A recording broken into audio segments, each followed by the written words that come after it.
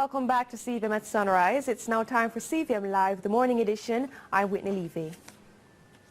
Education Minister Ruel Reid has issued an appeal to perpetrators of violence to adopt a more meaningful, productive lifestyle. We have more from Rohan Daly.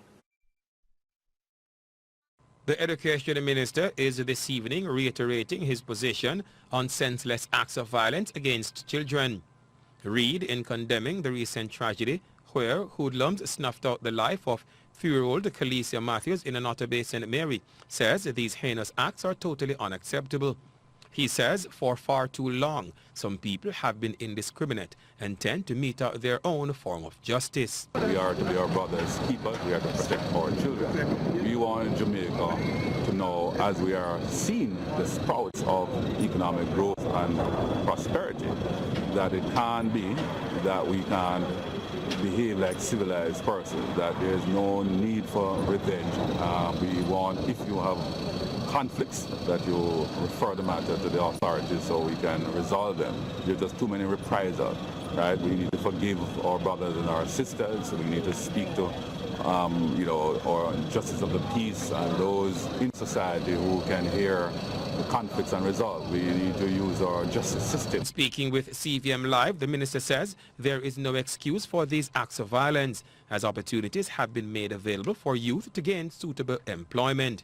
He says his ministry is playing its part in creating these avenues. We are working to make sure that we provide education and training opportunities for older youth, unattached youth and adults so that they now can participate in the massive growth opportunities that are available in BPO, what's going to happen at Burnham Field and Alpart in the tourism sector, maritime and logistics sector. There are a lot of job opportunities, right? You see unemployment is going down rapidly. So there is the opportunity for persons to participate in the regular economy. Rohan Daly, CVM Live.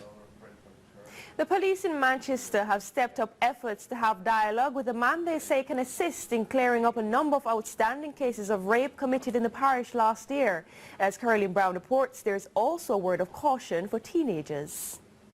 Teenage couples who are known to make out at popular spots in Manchester, such as Brooks Park, Baptist Hill, Nashville Plaza and the Caledonian Mall, are being encouraged to desist and exercise control.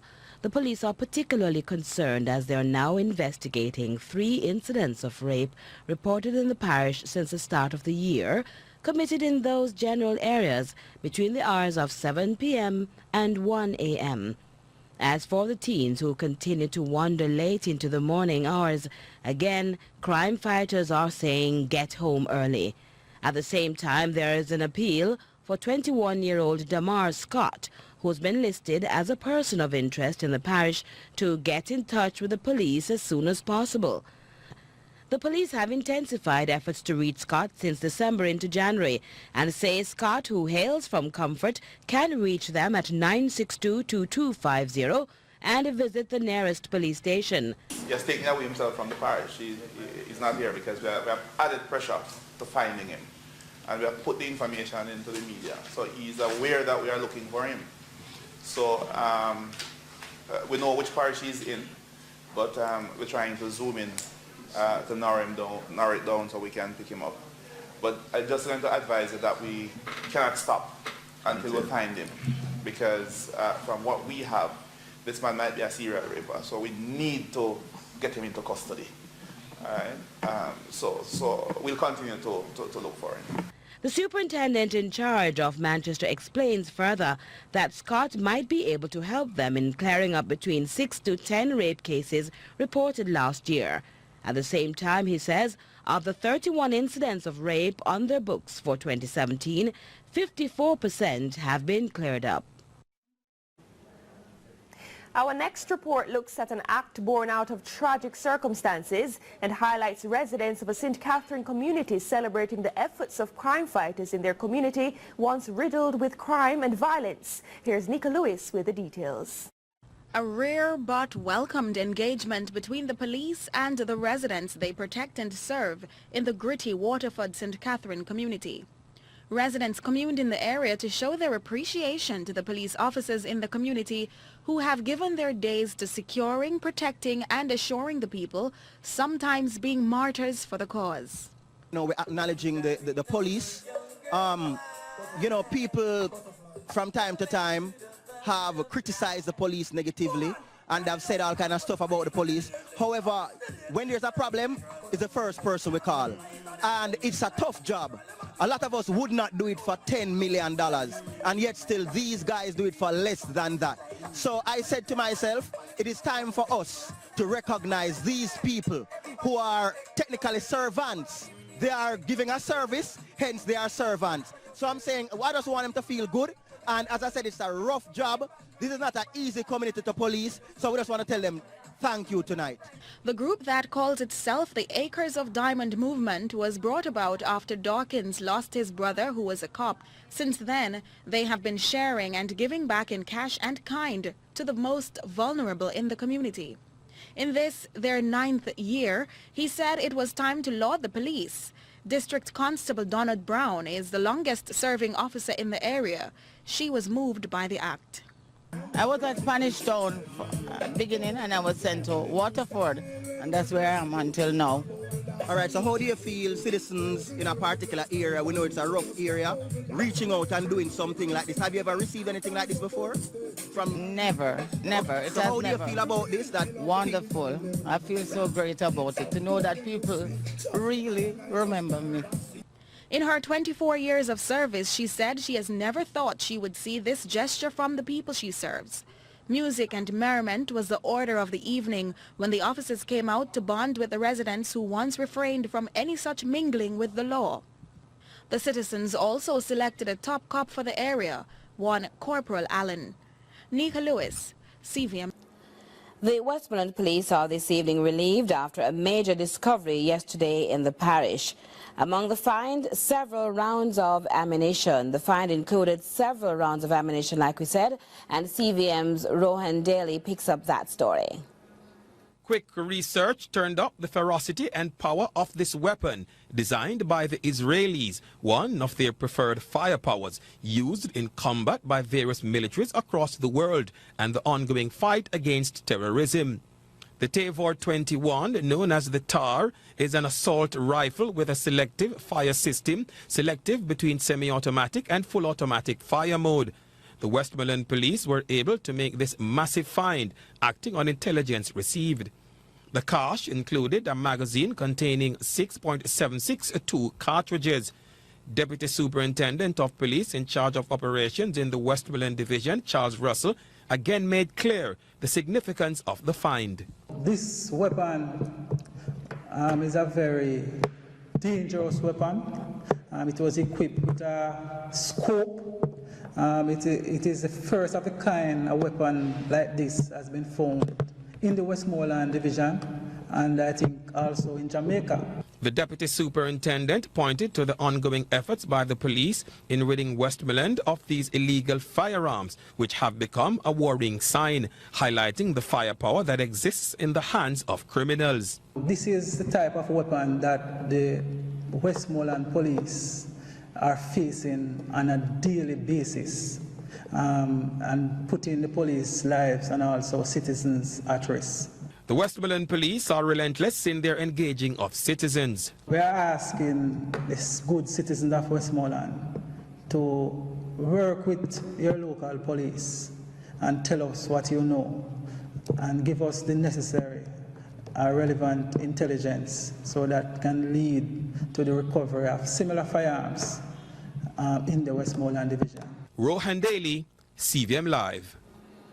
And the Westmoreland Police are investigating the circumstances surrounding the death of Clifton Lawn, a 45-year-old fisherman of a Newmarket Oval address.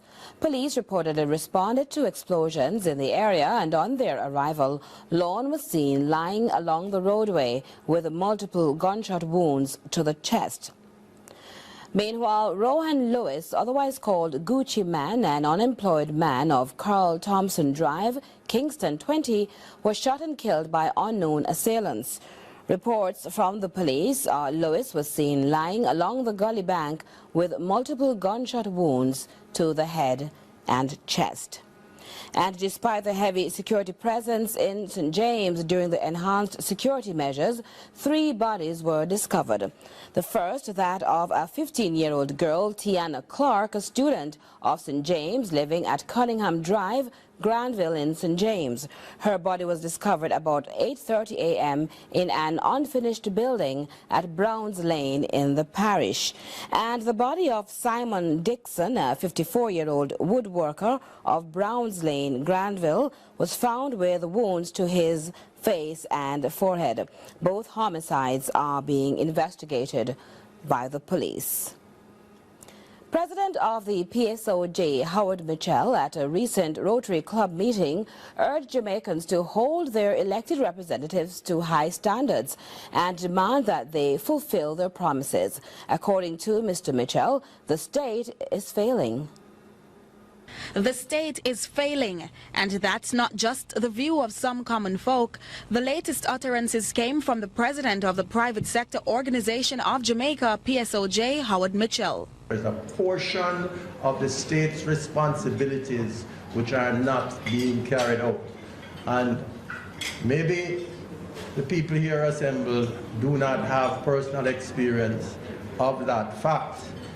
But I do, and I know people, many people who do.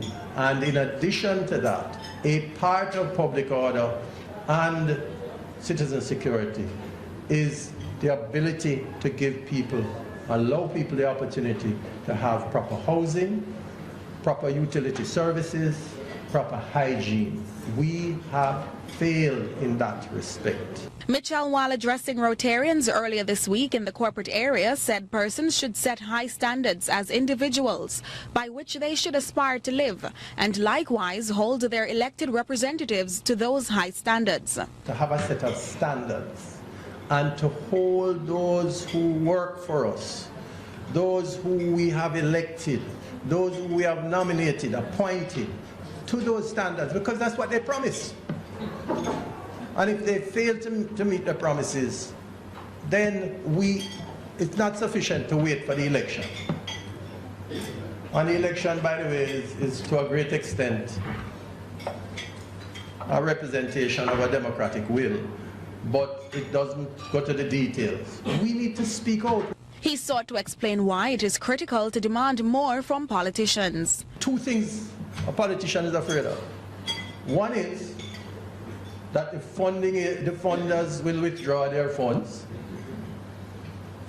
and that's wrapped up a lot in the PSOJ, okay, and we're trying to deal with that. And the other is public opinion. They do not like to be called out.